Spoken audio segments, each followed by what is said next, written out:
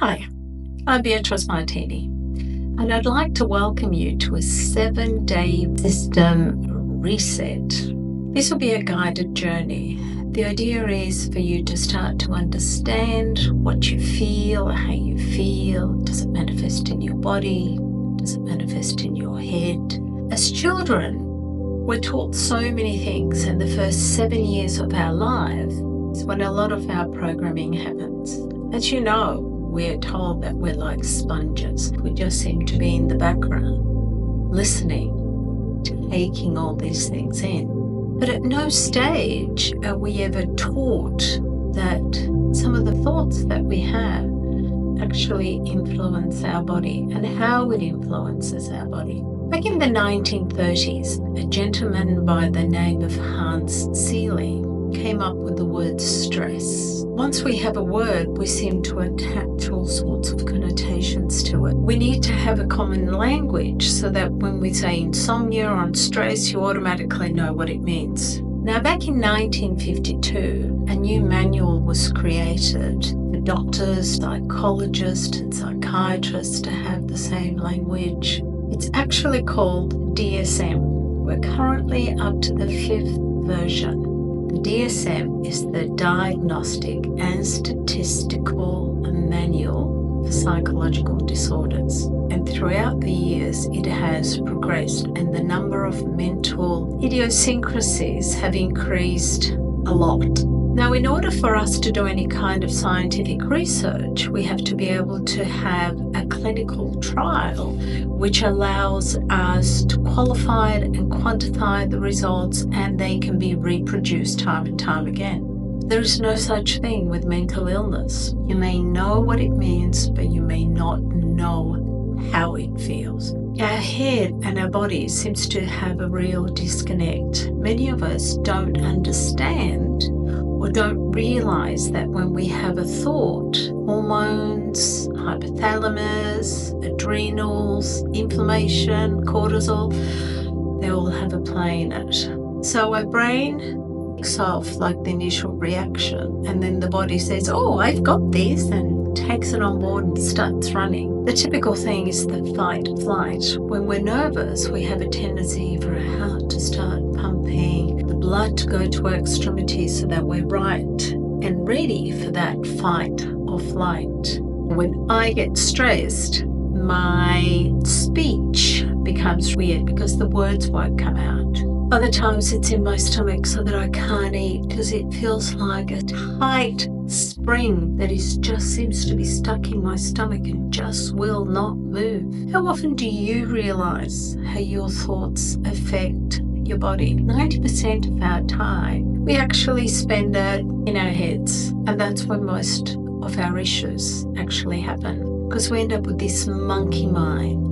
The same thought keeps reoccurring time and time again, and it seems to be impossible that we try to run away from it. So we self-medicate. The most common thing is self-medicating through some sort of a drug or alcohol. The only thing it's doing is actually postponing the inevitable. When I had kids, it was like, okay, I got to get up, got to get the kids ready, got to get their bags ready, got to get them to school on time, make sure that they've done the homework and everything is in there and get them ready. And then when they get out of the car, it's like, have you got your bag? Have you got your lunch? Have you got your jacket? Have you got your sports uniform? You go through a whole lot of things, and then you start the day and you have it in your thought, I've got 10:30, 11:30, 12:30, when am I going to get lunch? Oh, it doesn't matter. And then it just goes on and on and on. Then you've got all the things that come left field that you had completely no idea that was going to happen, because there might have been an incident that you have to deal with, or one of your friends is going through a crisis and you can see that this has been coming like forever. How can they not realize that? Because it's always very easy to see someone else's shortcomings or issues, but a lot of times we don't want to look at ourselves because it's too hard. Do I want to look at what's happening inside of me? I mean, if I just kept being busy, I wouldn't have to think about all my issues. That way you can keep running away and you don't have to stop and have a look in the mirror and say, hey, how's it going? How are you feeling today? Are you happy? Any stresses? Any strains? Any palpitations? Insomnia, did you say? You can't sleep. Why can't you sleep? You got a perfect life. You got kids that are great. You got a good job. People like you. You're studying. You're doing better for yourself. What's the issue? Why can't you sleep? And you look at yourself and you think, because I can't sleep. I've got so many stresses and strains. My neck is always killing me. I feel like the world is on my shoulders. That's when you have to take a deep breath. That's when you have to come home to you to realize that the only person that can change any of this is you. But how do you know you have to change something if you don't know what it feels like? Like, are you going to wait for a Mack truck to hit you before you think, oh my goodness, I've got an illness? What?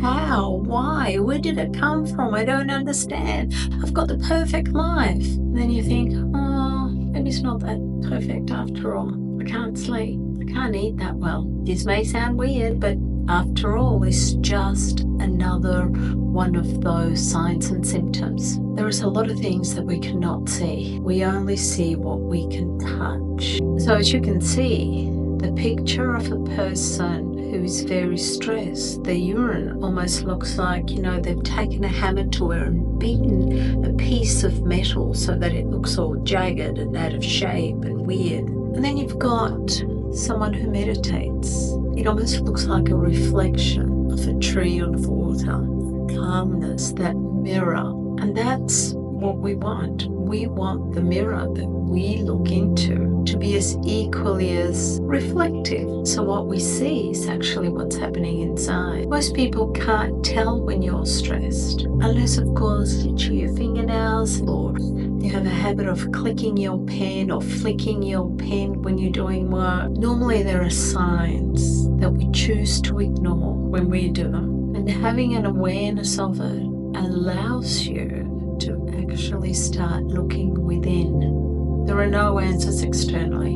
You have all the answers within. And if you can't figure out how to start looking, then our next one for tomorrow, we'll have a look at some ancient wisdoms and how many of those ancient wisdoms are actually returning and how we're tapping into them today in order to prove scientifically that the shamans of yesteryear, the Ayurvedic, the Indian culture and the Chinese culture actually had a lot to offer, and how in ancient times we would look at the person and look at them from a holistic perspective. We're not bits of anything. From the top of our head to the tip of our toes, we are one complete process. I will add a breathing exercise so that you can start noticing how your body feels when you introduce the breath and the single point focus.